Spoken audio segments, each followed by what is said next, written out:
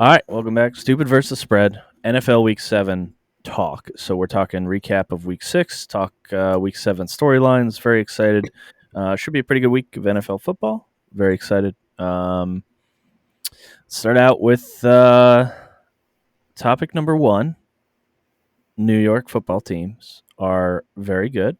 The Giants, Bills, and Jets all have over 500 records, which I believe is the first time that's happened since a very long time, at least. I think they said like 10, 15 years. Yeah, I Um, know as of last week it was since like 2013. I think my dad looked it up. usually I preface it with a question. I don't think anyone's going to say that no one saw the Bills in this position, but of the Jets and the Giants, who did you see in this position less? And why? Why? I mean, I think they're both impressive. Who impresses you more with their record and with what they've done? I guess the Jets, if you I put would it that agree. I would way, agree. Yes. in that in more like, did you think they were going to be where they are now based on the start? Like, if you would have started the season by telling me this, because they started without Zach Wilson. The schedule they had on paper, and granted, we knew Deshaun would be out for Cleveland. That probably matters in that game. But besides that, even where they, the Steelers, even at the beginning of the season, were probably the only game that you thought that the Jets might have a chance to win. And they have gone out and beaten teams that nobody would have expected them to. The Giants, I will still say, have had a softer schedule.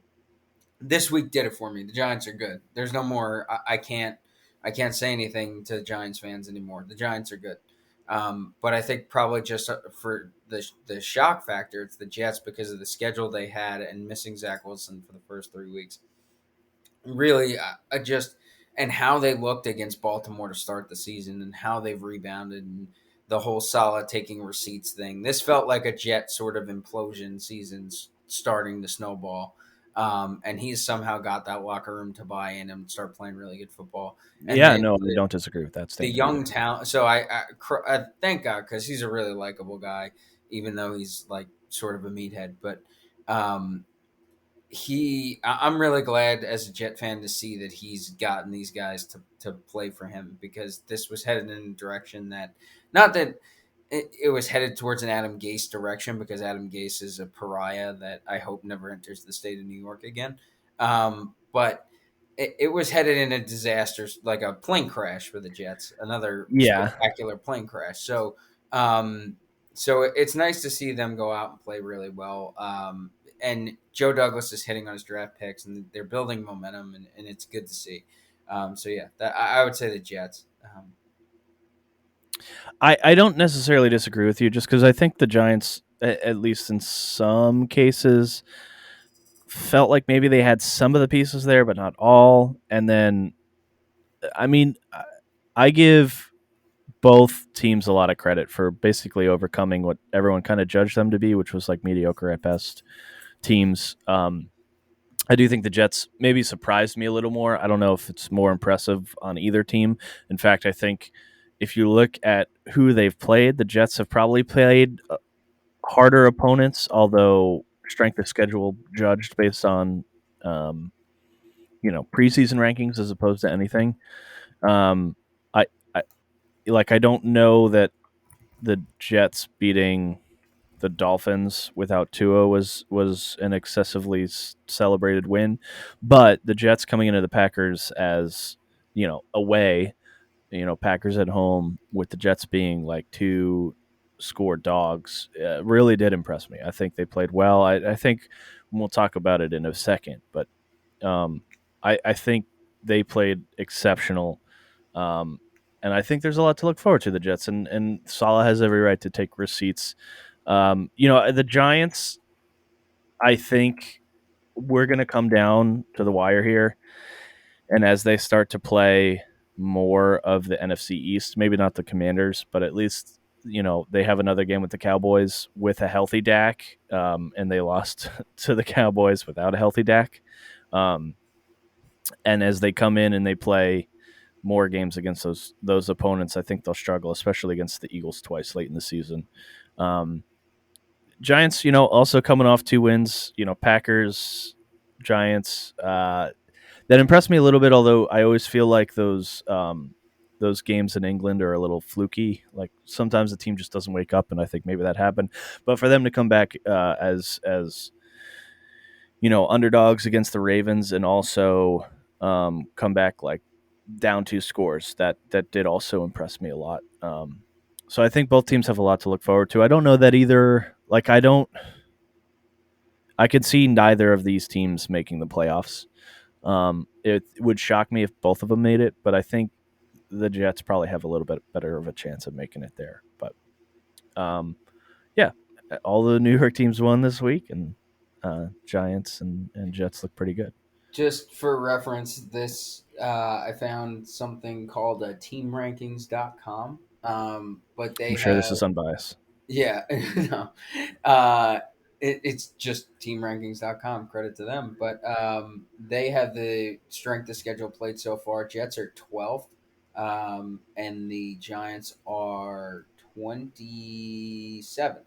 So, to what we were saying, um, it's not just the fact that we saw it that way this season. Even playing the schedule they have played, the Jets have played a much tougher schedule and come out better. So, um, now, granted, for the Giants, a lot of that has to do with Carolina and the Bears, um, but besides that, the Jets have just played a harder schedule, which I think makes what they're doing slightly more impressive. Even though the Giants, on top of having a better record, have probably looked slightly better.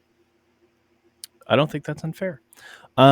Second topic that we wanted to discuss from last week. I guess this has kind of been a trend as of late. It doesn't necessarily surprise me, but it surprises some people. So primetime stinkers. We had a 12-7 matchup. Bears, Commanders on top, and then our two primetime games: Cowboys, Eagles. 17-26 wasn't terrible, but then Broncos, Chargers 16-19 with a final in overtime. I don't necessarily know that the last two were stinkers inherently, although I was watching Broncos Chargers and it seemed like neither team wanted to win. But for certainly these Thursday night matchups have been specifically atrocious. Do you think the league needs to do something about it to fix it, or do you think Schedule better, Amos? schedule Well, better so teams. so there is a solution, right? The argument's always been that you don't get the best when these teams are coming off of playing on Sunday and then going right into playing on Thursday. So the solution would be extend, and the NFL acts like this is always impossible, but I don't see how it's possible. But anyway, uh, th- you give the team that plays on Thursday night a second bye week. So ostensibly, everybody has a bye week. You have two byes instead of one to coincide with the additional game that they started playing 2 years back. So that a team plays on Sunday, they have a bye and a half basically. So they have a bye week, and then they play that next Thursday, and then they're back to playing, the following Sunday after next, as they normally do. I think that's a equitable solution. I don't think that's crazy to think that that couldn't happen. These Thursday night games have been terrible, man. Yeah, especially now that you have 16 teams, or sorry, 16 Thursday night games, 32 teams. The numbers work. So, Yeah, but I um, mean, literally perfect matchup. And then because it coincides with that, you never get more than one team playing on Thursday night at any given year, right? It seems to work yeah, yeah. So you wouldn't because have a team with multiple Thursday night games. because you have. I know what everyone's going to say. Oh, well, there's 17 games. It's an 18-week season. That's true, but you would discount the first game of the year, the literal first game of the year, because they've been on rest since the Yeah, preseason. So you don't need to count that one into the bye week. But the rest of them, when you're not the Super Bowl champion playing, desired matchup X, like yeah. get these guys in a bye week, even if it's an early bye. Like, oh, we're in a bye week 2. Like, yeah, that's how it goes now because you get a short bye and a long Yeah. bye instead of like, oh, I got fucked. I don't have a bye until week Yeah, 13. and that preserve the division or the like playoff final day. Everything's on Sunday matchup that you've had. That the NFL has kept for years, and you still get your Saturday game. So yeah, I think it's a good solution.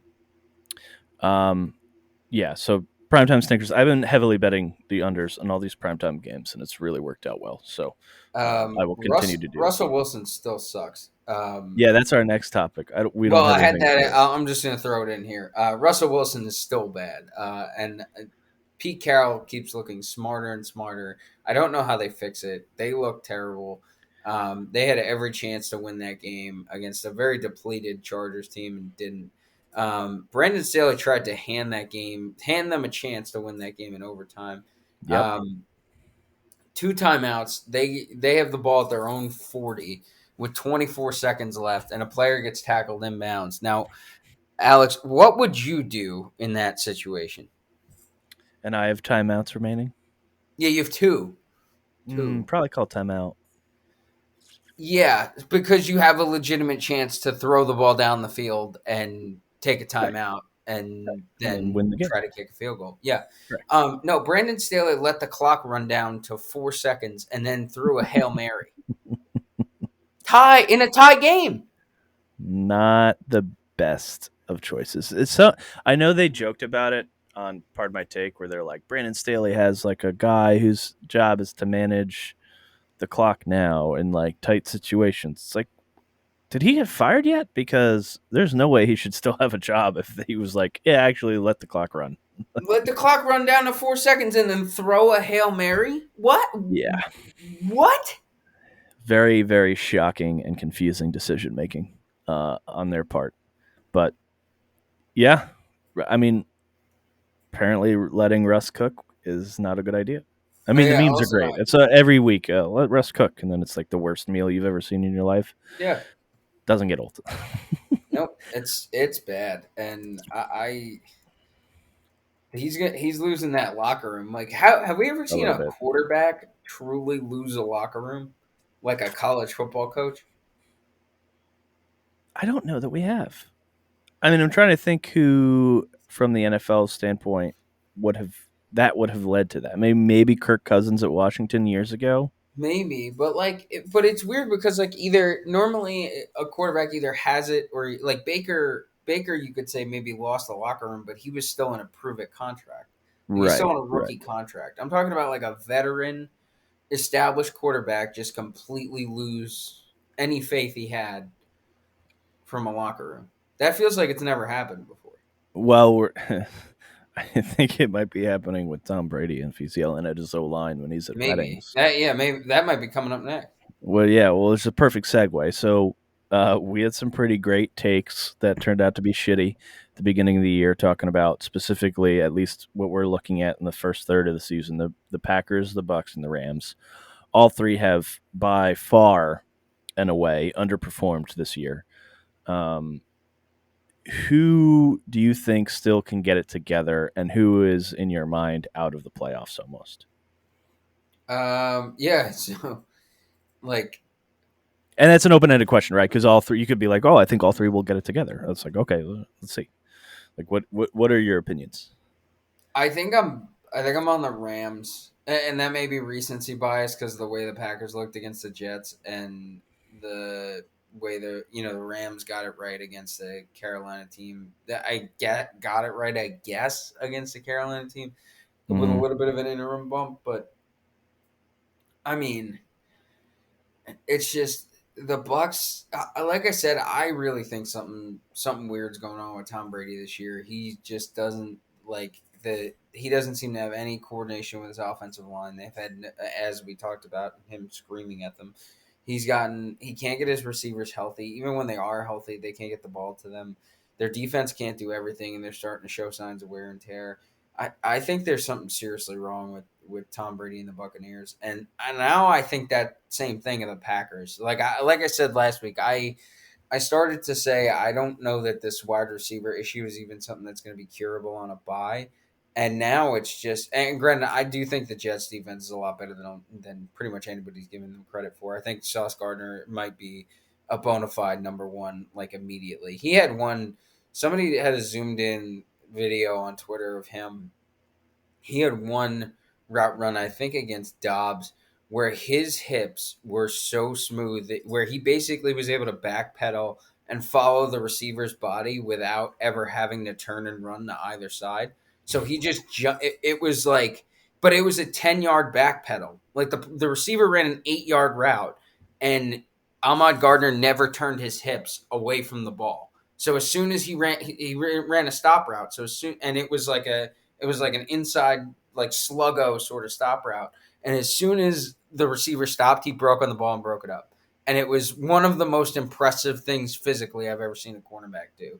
And he's in his fifth game. So um, or six games, sorry. But it, that being said, the Packers trust issues between Aaron Rodgers and his receivers is not going to solve itself this year. I think if anybody's going to get right, I think the Rams have the opportunity just to get clicking on offense if they can find another receiver for Stafford now. Mm-hmm. And Arizona seems like they're not really going anywhere. The 49ers are so banged up that there's a chance that the Rams still win that division. So I would say the Rams now. I think the Packers and the Bucks have serious issues. I don't hate that take. I think so. This might be a take. I think all three get to the playoffs. Wow. So I think the Bucks, they've lost 3 or 4, but they also won their first three. So, they're 3-3. They're still on top of the NFC South, who is, far and away one of the worst conferences right now that we're seeing in the NFL, with the Falcons, Saints, and Panthers all at or under 500, to include the Bucks. But if you look at those teams, unless the Falcons have some magic in them from this past week, where they're coming out and beating teams that they more or less shouldn't. I don't know that I see the Saints or the Panthers getting back in this, especially the Panthers. I think they're kind of done this year. And if you look at the NFC North, the Bears and Lions are terrible. So even if the Packers lose to the Vikings, which it looks like the Vikings are starting to pull away, I could see the Packers accumulating enough wins to eventually overcome, the Giants and Cowboys, possibly, like as we're looking down the stretch, right? So they'd only need to overcome one of those for all three of those teams to make it. If you're considering that the Rams win the NFC West, right? So it wouldn't shock me if all three made it. Of the three, I think the biggest worry right now, the Packers look like not the Packers, and I Yeah. don't. I mean, they look bad, and I don't know if it's Rodgers. Like the Bucks, their issues are here and there, but they're also playing in a very weak conference. So they have more matchups where they can get in a get right position. I'm not saying they're Super Bowl contenders off and away right away, but then it's the playoffs, and on any given Sunday, anybody can win, right? So, it wouldn't shock me if all three made it. I think if one doesn't make it, it's the Packers. But then you got to look who are the two wild cards, right? Right now, it would be the Giants and the Cowboys. If the season ended today for the NFC. However, I'm sorry, it would be the Giants, Cowboys, and the Packers, I believe, or the Rams, Packers or Rams. So like one of those, they would have a tiebreaker. It's only played 6 games, coming into week 7. So I think it's very possible that all three teams make the playoffs. Whether they pull it together is a completely different story, and whether they look good in the playoffs also a completely different story. But I think it'll be interesting to see how these three teams kind of turn up and turn out. Uh, I think I see where you're going with it. If they all fix it, they're all definitely still in playoff contention. It's just some like it feels different. It feels a Mm-hmm. little different, for I don't disagree. I don't Packers disagree. and Bucks. I did get sidetracked by a thought that I want to go back to how much Russ sucks. The It's mean. the Broncos have the worst scoring offense in the NFL. The Yeah. worst. Yeah. No, They they're have 32 of 32. they have the second least amount of points at 91. They have less points than the Bears, and the only team that has less points than Kind of them is impressive. is the Texans, who had a bye last week. Texans also not looking great. Yeah, that's So crazy. yeah, they're scoring 15.2 points a game. That's really bad. Yeah, and it That's doesn't get really, any really bad. better because they're playing the Jets this week, who Right. Yeah, Uh, that'll get into one of the defensively, picks I have. yeah, defensively they're middle of the pack, points per game wise, but have played a lot better since since the Baltimore game, and they're top 10 in yards per game. Well, let's get into our week preview. So this week, the Eagles, Bills, Vikings, and Rams all have a bye. So those are four teams with the bye week. Thursday night football, we'll dive right into it. Saints at Cardinals. Saints are plus 2.5 to 3. It kind of has been bouncing back and forth. Over unders 44. Do you have any picks for this? I know we're not probably going to preview this too hard, but No, I don't think we will. So last week I was 3-3, 19 and 15 on the season. Got absolutely brutally covered by Indianapolis, scoring a touchdown on the drive. They only needed a field goal to win. That was a brutal that cover. sucks. That sucks. Yeah, with 32 seconds left. Don't know why Indianapolis was throwing on 3rd and 13, and they threw a jump ball that they caught to win the game and cover. What a crock of shit. Um, but to be fair, Atlanta, San Francisco also shouldn't have gone under. That game was dead over, and then the teams just stopped scoring in the fourth quarter. I think San Francisco went on an 8-minute drive and didn't score. Didn't score. That's the Yep. only reason why that game didn't go over. So I got a gift there, but a curse with Jacksonville. So that's how I ended up even. Yeah, I actually have two plays here. I like Arizona -2.5, and I like the over. I know that primetime overs have been dead water since the season started, Mm-hmm. and I also realized that Arizona has not looked good, but New Orleans in their past two games has been very suspect defensively. They gave up over 30, I think, In what, both games. 36? They gave up 30 to the Bengals and 32 to the Seahawks. Yeah, so they're not the same defense that that we expect from the Saints. Now, I think they get Lattimore back this week, but the Cardinals get back DeAndre Hopkins, and Robbie Anderson hopefully has a revenge game for the total here. So they have a much better receiving core overnight than they've Quite had literally, previously. yes. And if they And a can, rested one for, sorry to interject, but a rested one for a Thursday night game. yes, yeah, also huge.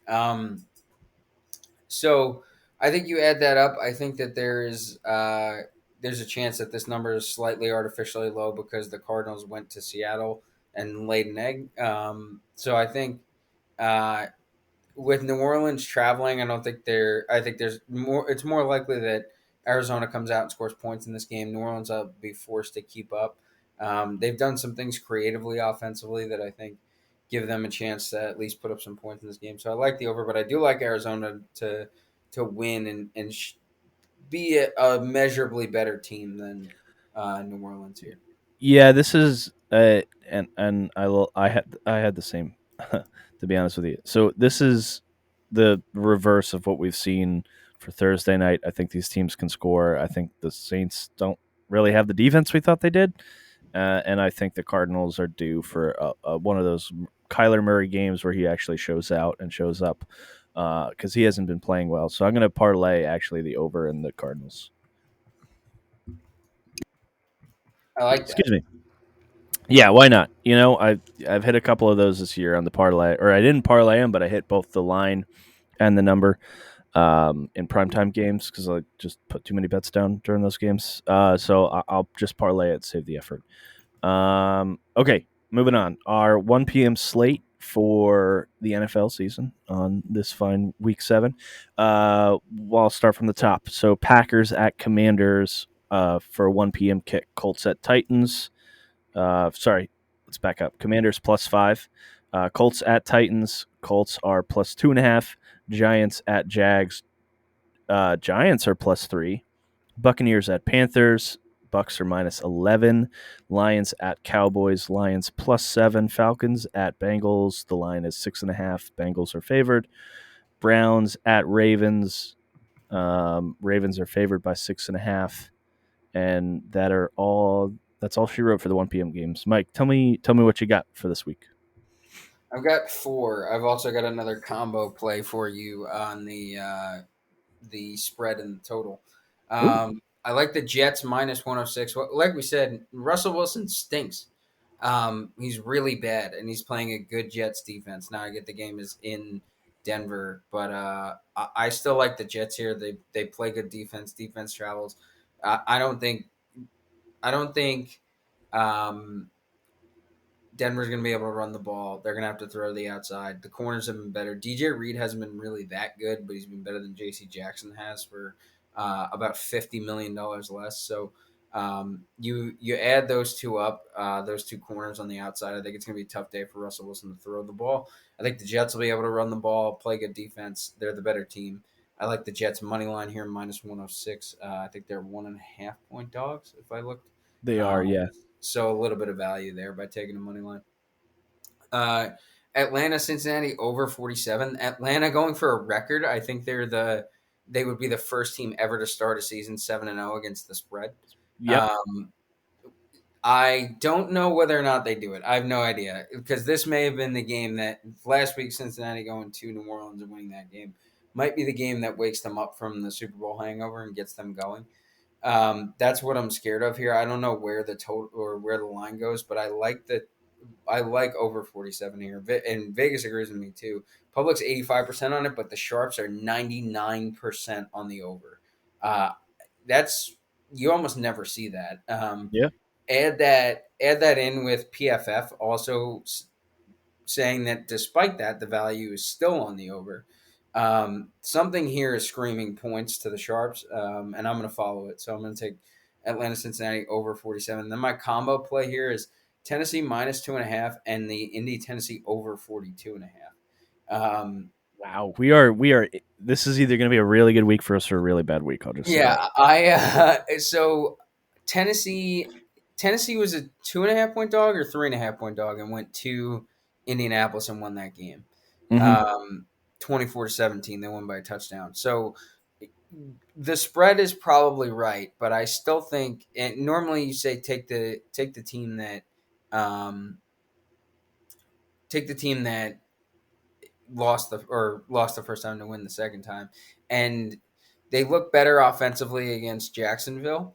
But I still don't believe in Indianapolis to play a complete game and beat a team that is much better than or should be much better than Jacksonville and Tennessee. Mhm. Tennessee has found something. Um, After getting off to a horrendous start where they lost to the Giants and then got blown out by the Bills. They've figured something out. They're winning close games. They're running the football. They're playing the way that Mike Vrabel wants them to play. So I think the total will be very similar to the last game, but I like Tennessee to win by a field goal, and I think these two get it. Advantage goes to the offense. I think the second time that you play a defense, so I would expect the total, 24-17. Math is hard. That is, that's what 41. Is that right? Something like that. Yeah. Something like that. So 42 and a half is probably the right number. Would add a couple points just because these offenses have seen these defenses, and I think you get over the number there. So those are my plays in the window for. I don't Um, hate it. I'm going to ride the Atlanta Cincy over. I had Tennessee Indy over 42.5. I think both these teams, I think even last week, the Colts may have found something a little bit. I think Tennessee's definitely found something over the past couple weeks. As long as Matty Ice comes out and doesn't throw an absolute, like, over the hill stinker, I think these teams can get past 42.5. I could see Tennessee running the shit out of the ball with Derrick Henry, but he has a breakout game and gets 3 TDs. So I don't hate that. I have Washington +5 facing the Packers. We talked about the Packers here. People may think this is a bounce back. I have to look this up, and I should know because I'm wearing their goddamn jersey. But I believe Chase Young returns from injury after his ACL tear this week. I thought he And went to see Dr. James Andrews this week. This is terrible podcasting. Yeah, Um, as of yesterday, so Chase Young. yes, okay, so he's still out for this coming week. But that Commanders front for that D line is probably one of the best in the leagues. It's about the only good thing about this team.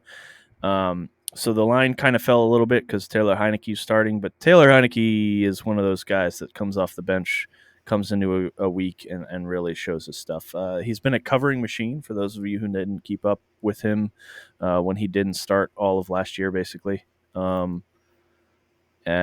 I like Washington in this spot. 5 just seems a lot. I think the defense can hold Aaron Rodgers if he truly is struggling and continues to struggle this past week. I like Jets money line. I agree with you. I don't see how the Broncos score against the Jets defense, and I think the Jets have been pretty good at scoring points.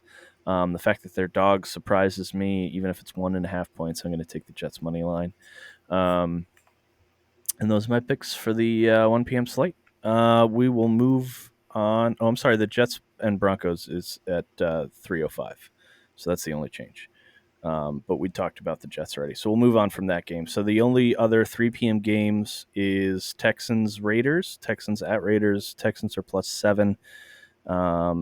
Seahawks at Chargers. Seahawks +6, and Chiefs at 49ers. Chiefs are -2.5. What do you like for those? The 4 p.m. games we did not talk about because we talked about Jets already. Yeah, that's my fault. I have one, and it's Kansas City -3. This feels like Kansas City gets right, figures it out. San Francisco's banged up. Don't care. They're going out west. Um, Kansas City's a better team than San Francisco. We saw it in the Super Bowl. We'll see it again. Kansas City, really like them here. Battle of 2 really good tight ends in Travis Kelce and George Kittle. But Kansas City wins this game by at least a field goal. I also have Kansas City -2.5. They're a much better team than the 49ers, or at least what the 49ers have shown us. I also have Texans +7 against the Raiders. The Texans aren't as bad as I thought they'd be. The Raiders haven't performed well by any metric this year. I don't see why the Texans coming off a bye week, you would have them +7. I like that. Excuse me, I I really keep thought about coughing. that. Yeah, so those are the two. Those are the two 4 p.m. games aside from Jets money line that I really like this week. Huge public cash split there. 61% of the public is on Vegas, 88% of the sharps. I like it. I like it. 88% of the sharps, sorry, on the Texans. So huge split in your favor there. I like it. I like it a lot. Okay. Final 2 games of the week. Sunday and Monday Night Football. Sunday Night Football, Steelers at Dolphins. Steelers are +7. Tua's back in that game, I believe. Correct, Michael? And Yep. then we have just an absolute wonderful Monday night matchup of Bears at Patriots. Thank God we get the Bears in primetime once again. Michael, you go first. I love the Dolphins here. I think Pittsburgh had a game where they got embarrassed. They looked terrible. Sorry, I'm looking to see if, yeah, Tua's not even on the injury report this week, so There you he's go. good to go. Good to go. So I think everybody forgot how good Miami had the capability to be when they were fully healthy. Pittsburgh is missing 3 starting defensive backs, or they were last week. I'm not sure how many of them will play, but one of those is Minka Fitzpatrick too, which is a huge loss for Mm-hmm. them against maybe the best 2 receivers in the NFL. So I love Miami in this spot. I think this game you might be able to turn this off in the third quarter, just because Mitch Trubisky's back. He beats Tampa Bay, who we've already talked about is sort of in disarray, but this game shouldn't be close. Miami should win this game pretty easily. I like it. I have Dolphins -7 as well. Depending on how this kind of plays out, I don't necessarily hate the over 44.5. So I lean that as well, but I like Dolphins -7. And then Bears Patriots. The over under is 39.5. I can't in good conscience not take the under, i.e., take the over when the Patriots are good with Zappy, but maybe there's a letdown coming, and the Bears absolutely cannot get a single bit of offense going to save their lives. I also, looking at the line, I don't hate Bears plus like 10 or 10.5 if the line keeps climbing. Um, but yeah, I mean, I can't. I'm not going to bet on the Bears inherently, so I'm probably just going to take the under, just because these two teams are, let's just say, at least the Bears are very bad. The Patriots might be worse than they kind of seem. I also have a parlay for this week. Ooh. This is the teams favored by 7 or more points. So if you parlay the Bucks, Bengals, Ravens, Raiders, Dolphins, and Cowboys, uh, the parlay is plus 400. I don't think those are necessarily bad choices. One of them probably will lose, but cut the team out that you think most will lose, and still like plus 250, plus 300. So that'll be my parlay. All those teams are favored by like 6.5, 7 or more. All right, Mike, do you have anything to add for our fans? Only one quick stat on the Thursday night game. Arizona, believe it or not, tied for second. They only have turned the ball over 5 times. That's tied for second in the NFL. Wow. New Orleans tied for worst in the NFL with 13 turnovers. Um, so little added motivation there to go with Arizona in that matchup. But Okay. was looking at some just trying to look at the turnover differential for some interesting trends. That's the one that jumped out to me. Also, the Eagles have only turned the ball over twice, 2 picks. That's That's crazy. crazy. That is Yeah, crazy. I and they didn't even have know that. 14 turnovers forced, which I think is the most in the NFL. So they lead the NFL both in turnovers forced and turnovers given up. That's really impressive and really difficult to do. I don't hate it. All right. Well, that's been our show. Like and subscribe. Watch our college football show. Releases about the same time every week as well. We'll talk college football on that one. And like and subscribe and watch our episode next week when we break down all the happenings of week 7. Thanks for watching.